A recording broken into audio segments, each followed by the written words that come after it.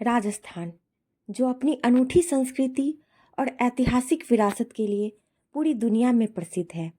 जहाँ एक तरफ राजस्थान अपनी खूबसूरती के लिए प्रसिद्ध है, तो वहीं दूसरी तरफ राजस्थान के किलों में कुछ ऐसे राज भी दफन हैं जो लोगों को झकझोर कर रख देती है। नमस्कार, आपका स्वागत है द अनटोल्ड स्टोरी के एक और नई तथा सच्ची घटना में। यह घटना है राजस्थान के भानगढ़ किले की। इंडिया की सबसे हॉन्टेड जगह इस किले को माना जाता है। यहाँ तक कि गवर्नमेंट ऑफ इंडिया ने भी सूरज ढलने के बाद यहाँ रुकने पर सख्त पाबंदी लगा रखी है। चलिए इस किले के पीछे उस खौफनाक दास्तां को जो सुनते हैं, जिसे सुनकर आज भी लोगों के रूह को कँपा देती है। भानगढ़ का श्राप, तांत्रिक और राजकुमारी रत्नावती का ये कहानी है। राजस्थान के अलवर ज़िले में स्थित ये किला लगभग 16वीं शताब्दी में बनाया गया था। ये बहुत खूबसूरत था और इसकी किस्मत एक श्राप ने बदल दी। भानगढ़ की राजकुमारी रत्नावती अपनी सुंदरता के लिए पूरे राजस्थान में मशहूर थी।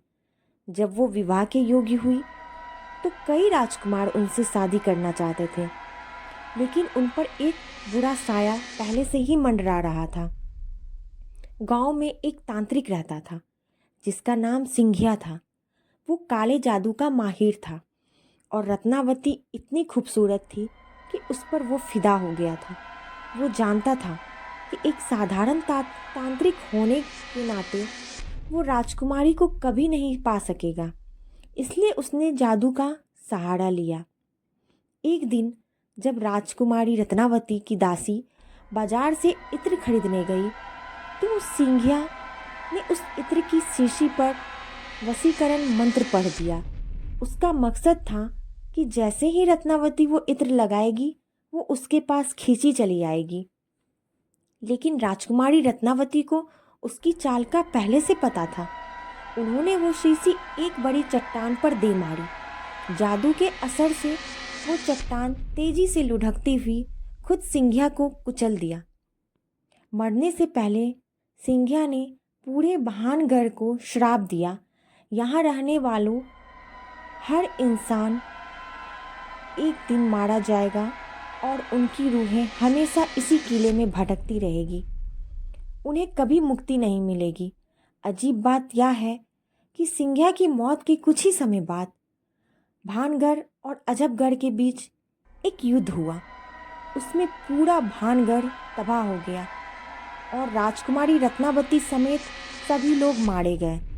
तब से ये किला एक खंडहर बन चुका है। भानगढ़ के आसपास के घरों की छतें नहीं हैं। कहा जाता है कि अगर कोई वहाँ छत बनाता है तो वह अपने आप गिर जाती है। वहाँ के स्थानीय लोग कहते हैं कि रात को किले से औरतों के रोने, चूड़ियों के खनकने और संगीत की आवाज़ें आती हैं। ऐसी कई अफवाहें हैं। जो लोग एडवेंचर के लिए वहाँ आते हैं और अगर वहाँ रात को रुकते हैं तो वो वापस कभी नहीं जा पाते या उनके साथ कुछ ना कुछ बुरा हादसा ज़रूर हो जाता है। आज भी किले के दरवाजे पर आर्कियोलॉजिकल सर्वे ऑफ इंडिया का बोर्ड लगा है जो कहता है सूरज ढलने के बाद और उगने से पहले किले के अंदर जाना मना है। तो दोस्तों, आपको यह कहानी कैसी लगी हमें कमेंट बॉक्स में ज़रूर बताएं। अगर आप अपने या अपनों से जुड़ी ऐसी कोई कहानी हमसे साझा करना चाहते हैं तो हमें कमेंट करें। धन्यवाद।